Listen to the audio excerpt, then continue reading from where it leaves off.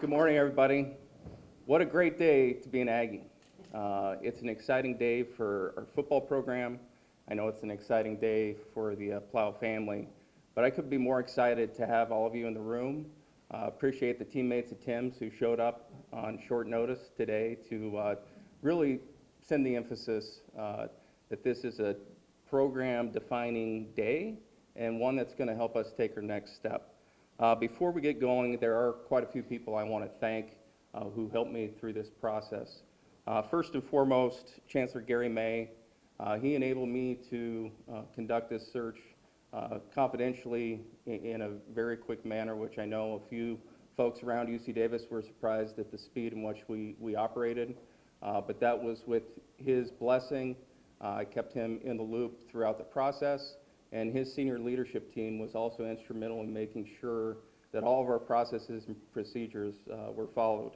I want to thank the Recruitment Advisory Committee. There are a few members of them here today, but our faculty athletic rep, Greg Downs, Josh Fleshman from our senior staff, Courtney Randall from our senior staff, and Bruce Edwards, who represented our football alumni and donors, were instrumental in our process in ensuring they provided me feedback. They were able to be in person for all of our in-person interviews and really ensured that we did a thorough process. I'd also like to thank Jeff Schimmel from College Sports Solutions. He was instrumental in making sure that as we moved quickly, we also took our time and canvassed the nation.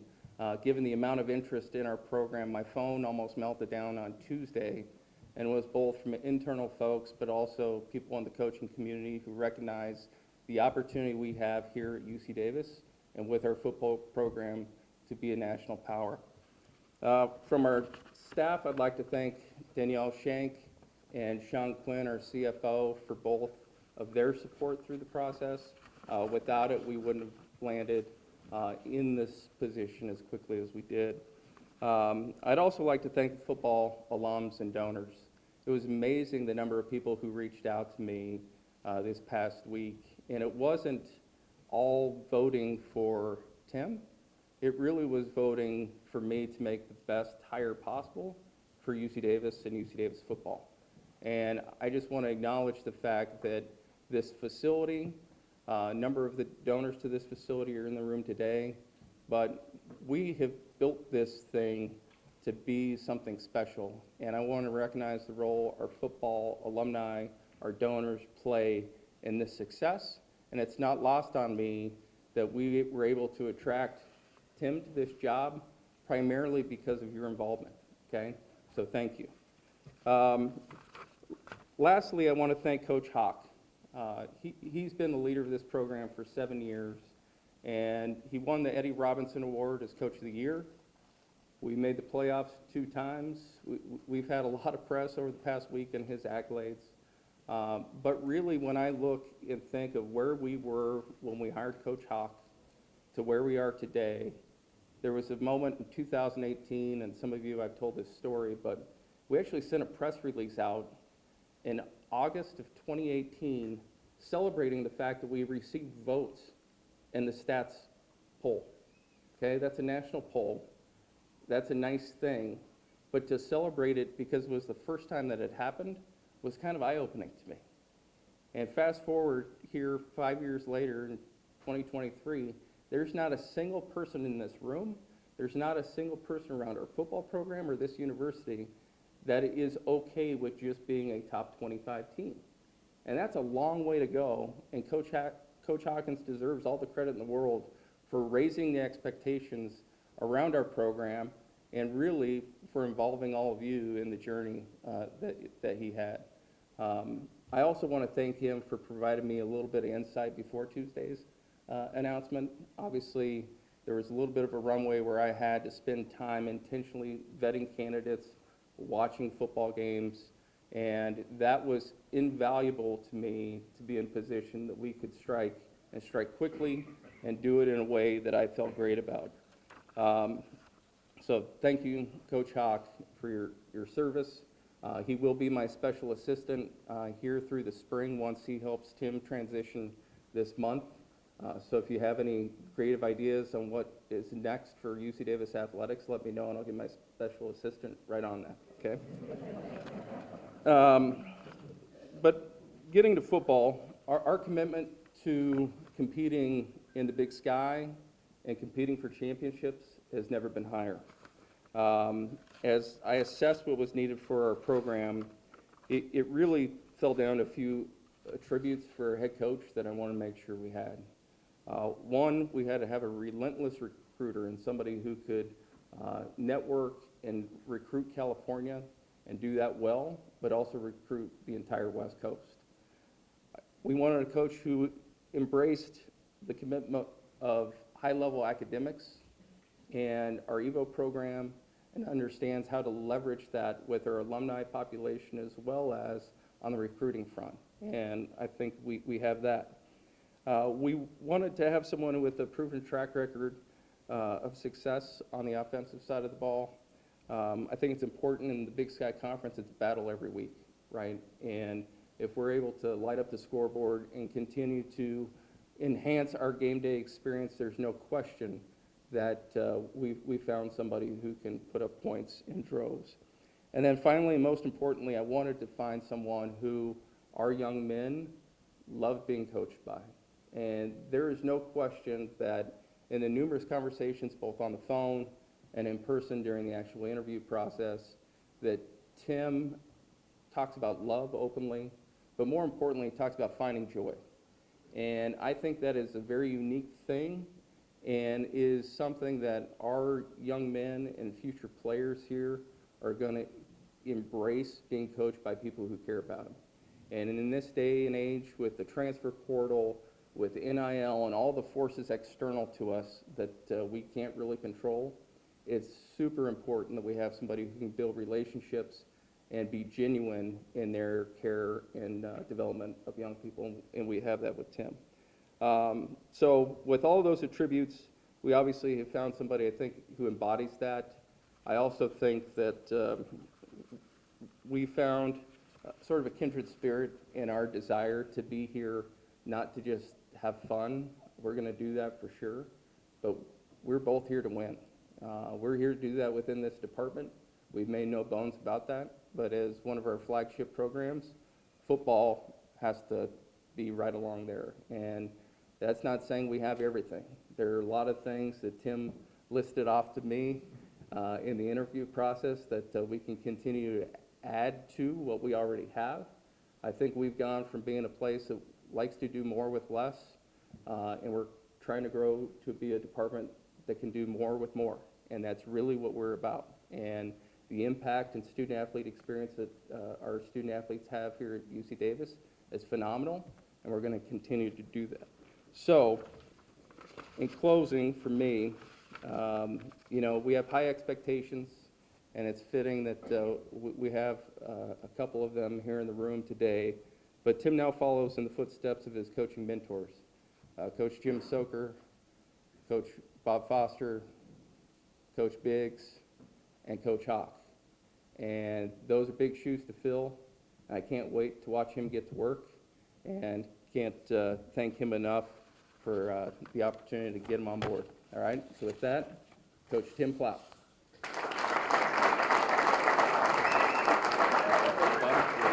Where you got me going?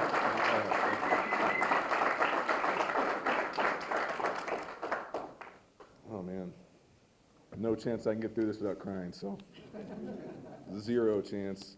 All my buddies probably have wagers in the back, so we'll see how well we can do. It is a great day to be an Aggie.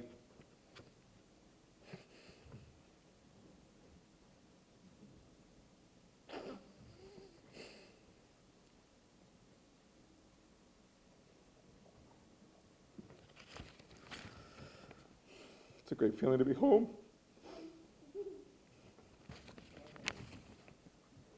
Davis is home for my family and I. I say we because this decision is about my family.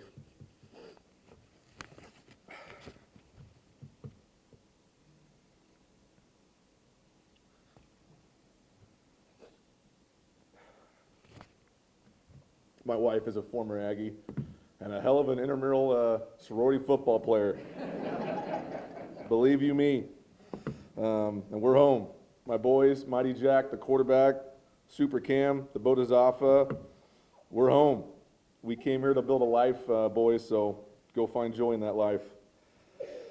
And for the rest of my family, for putting up with this crazy job, we're home. So a few thank yous off the bat. Chancellor May, thank you for this opportunity and your belief. Rocco, thank you. Thank you for believing and for making my dreams come true. Coach Hawk, thank you for your guidance and your support through all the years. Josh Flushman, you are my Tom Hagen brother, right? Can't wait to work with you. Bruce Edwards, you continue to carry us on your back, and one of my goals will be to get some more people to help, hopefully some of these knuckleheads in the middle row. I mentioned earlier that the number one reason for accepting this job was my family, but the next reason was for my teammates.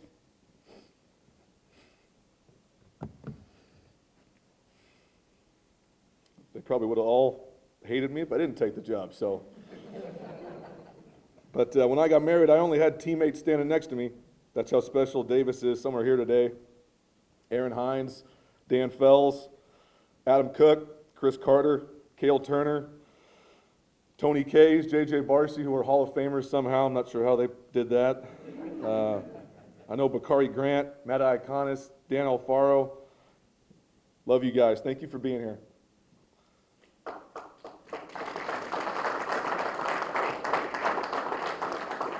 Now stop messing around and give some frickin' money. Okay?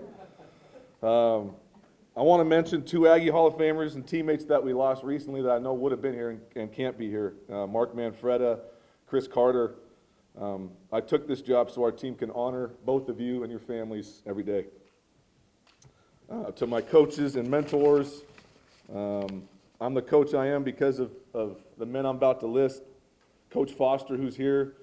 Thank you for being here, Coach. Love you. Mike Morosky, you recruited me to Davis 20 years ago and have been a mentor ever since. Love you.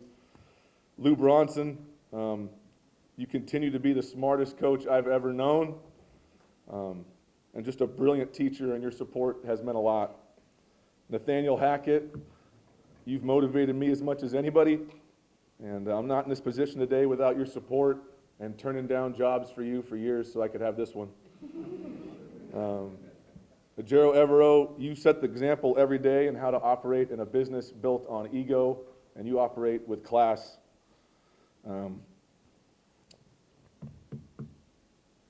With all that being said, there's going to be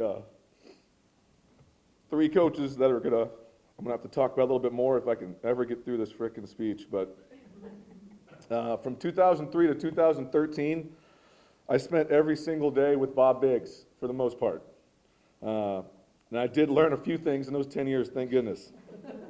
I learned how to coach a quarterback from, in my opinion, the best quarterback coach in the history of the game. I learned offensive philosophy from a brilliant mind. Situational football, game planning, play calling.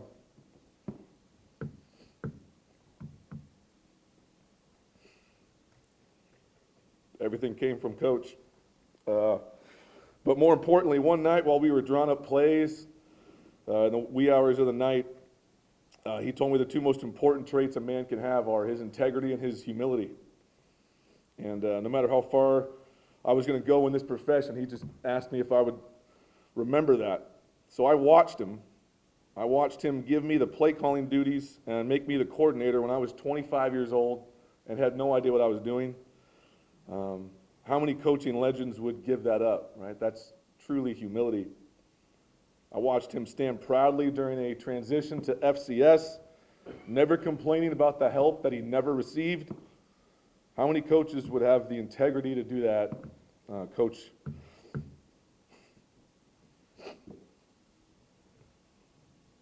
Coach, I love you and I thank you.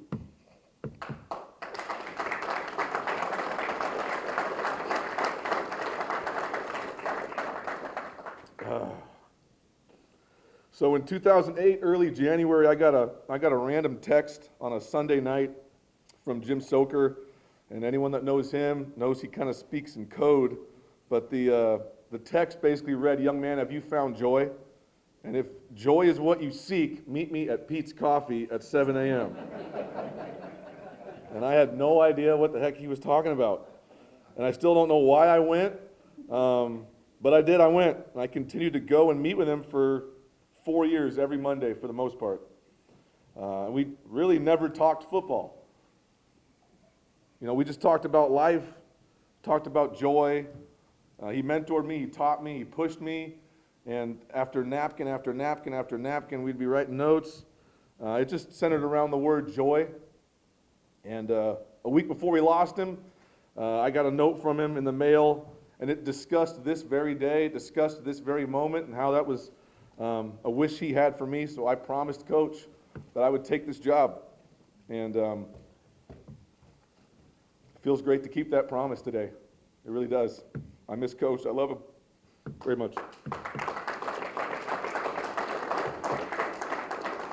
After we lost Coach Soker, he linked me up with Coach Pete. And it started with an email, you know, the greatest coach in all of college football at the time, and started with an email and it grew into a very special friendship. Coach Pete, thank you so much for your mentorship the past several years, for teaching me what it truly means to lead and teaching me how important it is to create a winning environment and what that really looks like. I love you, Coach, and I vow that we're going to try and build something special here the same way you would have, and I appreciate you as well.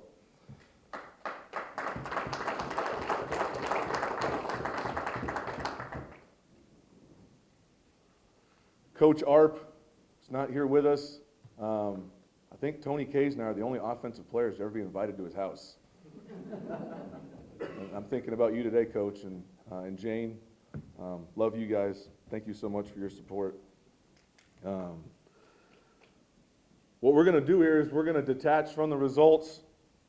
We're going to find joy. We're going to build an environment where student athletes can achieve their best work. When we believe in that process and follow it, I believe the wins come. That's the way I was taught, and that's how we've won here for a long time. Yes, there were more lucrative opportunities, right, that I'm sure my wife will remind me about. But there's only one Davis. And Jake Mayer and Keelan Doss will tell you there's only one Shredville. And it's about time we welcome these other Big Sky teams back to Shredville. Don't get it twisted. I detach from the results, but I'm competitive. I'd argue to say I'm as competitive as anybody. I only came back here because our chancellor is a competitor, our athletic director is a competitor, and we have a team full of competitors. The number one goal is to help these young men receive a degree from one of the best universities in the world. The next goal will be to beat that team down south, kick the crap out of that team across the causeway, win this conference, and like I told my friends a long time ago, if I take this job, we're going to try and win a national championship.